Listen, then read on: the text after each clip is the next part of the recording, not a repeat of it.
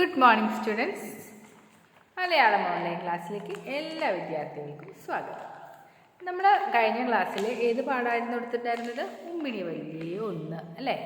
അപ്പം ഏതുവരെ നമ്മൾ പറഞ്ഞു നിർത്തിയിട്ടുണ്ടായിരുന്നത്?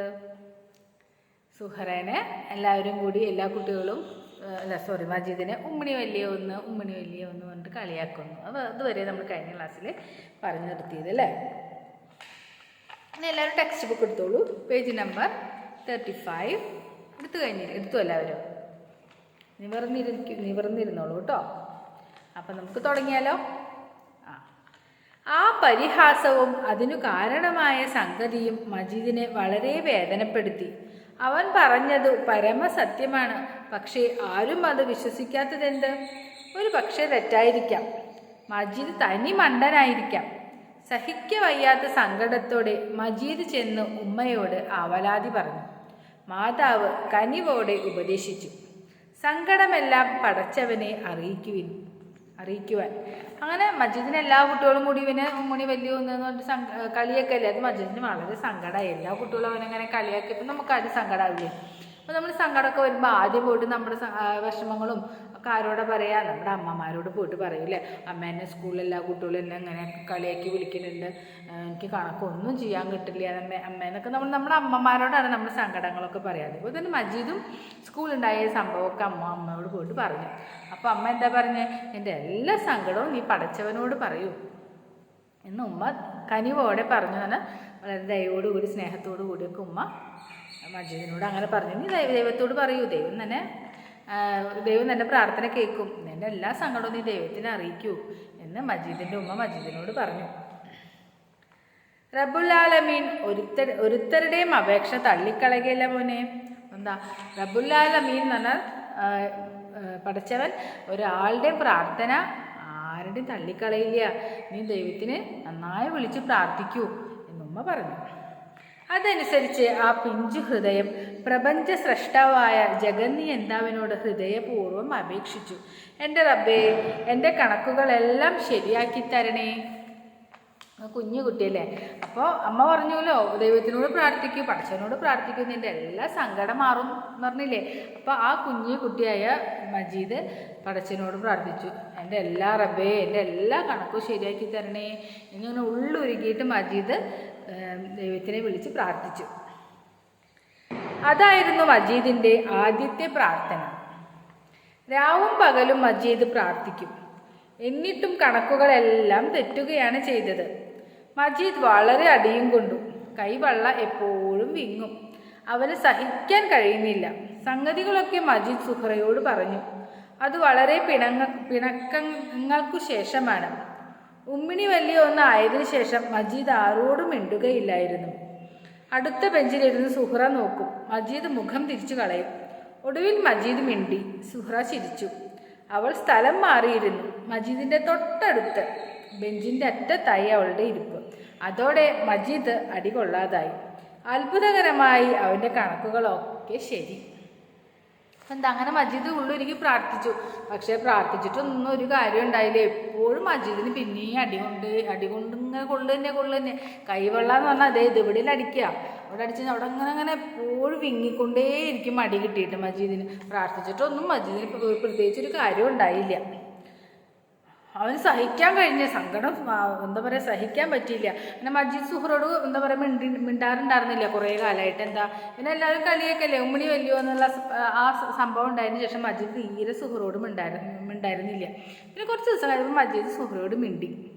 ഇങ്ങനെയൊക്കെ ഉണ്ടായി, എനിക്ക് എന്ത് വേദനയാണെന്നറിയോ, ഭയങ്കര വേദന, എൻ്റെ കണക്കൊന്നും എനിക്ക് ചെയ്യാൻ കിട്ടില്ല എന്നുള്ള കാര്യമൊക്കെ മജീദ് സുഹറയോട് പറഞ്ഞു. അത് അവിടെ സുഹറ ചിരിച്ചു. രണ്ടാളും വീണ്ടും സ്നേഹത്തിലായി, ഇഷ്ടത്തിലായി, പിണക്കൊക്കെ മാറി. അപ്പം സുഹറ അതിനൊരു വഴി കണ്ടുപിടിച്ചു. സുഹറ എന്താ ചെയ്തേ? സുഹറ സ്ഥലം മാറി മജീദിൻ്റെ തൊട്ടടുത്ത് വന്നിട്ട് ഇരുന്നു. അവൾ സ്ഥലം മാറിയിരുന്നു. മജീദിൻ്റെ തൊട്ടടുത്ത ബെഞ്ചിൻ്റെ ഒരറ്റത്തായിട്ട് സുഹറ വന്നിരുന്നു. അതോടുകൂടി മജീദിന് അടികൊള്ളാതായി. എല്ലാ കണക്കും മജീദിൻ്റെ ശരിയായി. എന്താ അതിൻ്റെ അർത്ഥം എന്നറിയാലോ? അപ്പോൾ നോക്കിക്കോളൂ. അറിയാത്തവർക്ക് അടുത്ത വരി വായിച്ചാൽ മനസ്സിലാവും കേട്ടോ. എങ്ങനെയാണ് മജീദിൻ്റെ കണക്കൊക്കെ ശരിയായത് നോക്കൂ. അമ്പടാ! അധ്യാപകൻ അത്ഭുതപ്പെട്ടു. ഇതുവരെ എല്ലാ കണക്കും തെറ്റുന്ന കാരണം അധ്യാപകൻ മണ്ടശിരോമിണി എന്നല്ല വിളിച്ചിരുന്നത്. പക്ഷെ സുഹറ അടുത്ത് വന്നിരുന്നതോടുകൂടി മജീദിൻ്റെ എല്ലാ കണക്കും ശരിയായി. അപ്പം അധ്യാപകന് അത്ഭുതമായി. അമ്പടാ എന്ന് അത്ഭുതപ്പെട്ടു അധ്യാപകൻ. ഞാൻ വിചാരിച്ചതുപോലെ നിന്റെ തലയ്ക്കുള്ളിൽ മുഴുവനും കളിമണ്ണല്ല. അപ്പോൾ അധ്യാപകൻ പറഞ്ഞു, ഞാൻ വിചാരിച്ച പോലെ നീ അത്ര എന്താ പറയുക കളിമണ്ണല്ല, ബുദ്ധിയുണ്ട് കുറച്ചൊക്കെ അല്ലേ തലയിലേ എന്ന് അധ്യാപകൻ അവനോട് പറഞ്ഞു. അങ്ങനെ ഗുരുനാഥൻ്റെ സ്തുതിവചനങ്ങൾ മജീദിൻ്റെ പരിഹാസപ്പേരിനെ മാച്ചു കളഞ്ഞു. കുട്ടികൾ അസൂയയോടെ പറയും, മജീദാണ് ക്ലാസ്സിലെ ഒന്നാമൻ. അപ്പം എന്താ കുറേ കാലം ഇങ്ങനെ എപ്പോഴും കളിയാക്കില്ല, എല്ലാവരും അവൻ്റെ ഉമ്മിണി വലിയൊന്നല്ല കളിയാക്കിയിരുന്നേ. അധ്യാപകൻ കുറച്ചായിട്ട് അവനും പുകഴ്ത്തി പറഞ്ഞു തുടങ്ങി. മജീദ് മിടുക്കനാണ് കേട്ടോ, മജീദിന് എല്ലാ കണക്കും ശരിയാക്കണ്ടോ, എല്ലാ കണക്കും എത്ര പെട്ടെന്നാണ് ചെയ്യണേ എന്നൊക്കെ പറഞ്ഞോടുകൂടി അധ്യാപകൻ അങ്ങനെ പുകഴ്ത്തി പറഞ്ഞിട്ട് അവൻ്റെ ആ പരിഹാസപ്പേര് ഉമ്മിണി വലിയ എന്നുള്ള ആ പേര് ആരും പിന്നെ വിളിക്കാതായി. എല്ലാവരും എന്താ പിന്നെ പറഞ്ഞു തുടങ്ങിയത്, മജീദാണ് ക്ലാസ്സിലെ ഒന്നാമൻ, അവനെ ഒന്നാമൻ ട്ടോ. അങ്ങനെയായി പിന്നെ കുട്ടികൾ പറഞ്ഞു തുടങ്ങിയത്. അത് കേൾക്കുമ്പോൾ സുഹറ പുഞ്ചിരി തൂകും. അതിൻ്റെ പൊരുൾ മറ്റാർക്കും മനസ്സിലായിരുന്നില്ല. മജീദിൻ്റെ കണക്കുകൾ ശരിയാകുന്നതിൻ്റെ രഹസ്യം സുഹറയുടെ മന്ദഹാസത്തിൽ ഒളിഞ്ഞു കിടന്നിരുന്നു.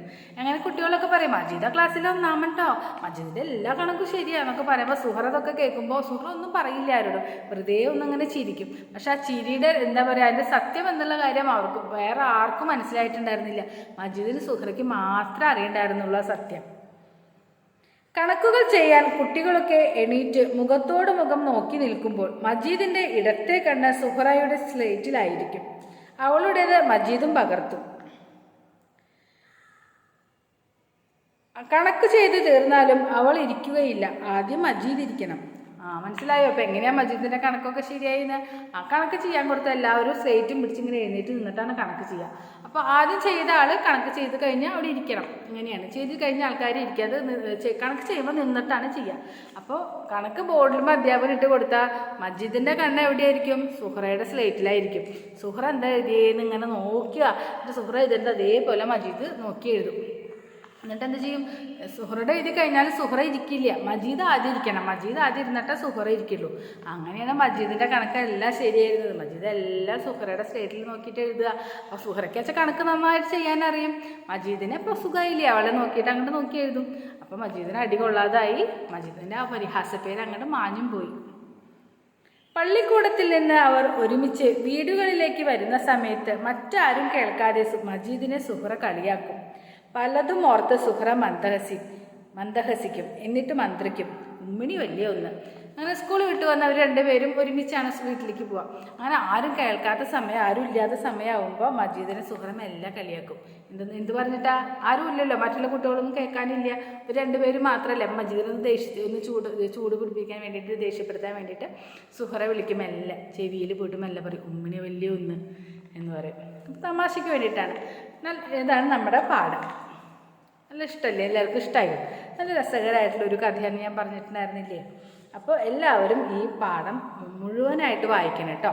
മുഴുവനായിട്ട് വായിച്ചാലാണ് അതിൻ്റെ കഥ മുഴുവനായിട്ട് മനസ്സിലായത്. നേരത്തെ പകുതിയല്ലേ ഞാൻ എടുത്തിട്ടുണ്ടായിരുന്നത്. ഇപ്പം ഇന്നത്തോടെ നമ്മുടെ ഈ മുഴുവൻ ക്ലാസ് കഴിയും.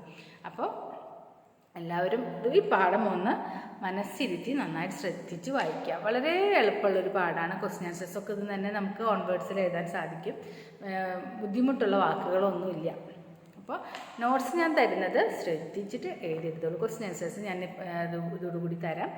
അപ്പോൾ അത് എല്ലാവരും മറക്കാതെ അക്ഷരത്തെറ്റില്ലാതെ എഴുതിയെടുക്കണം. ഇനി നമുക്ക് വീണ്ടും അടുത്ത ക്ലാസ്സിൽ കാണാം. നന്ദി, നമസ്കാരം.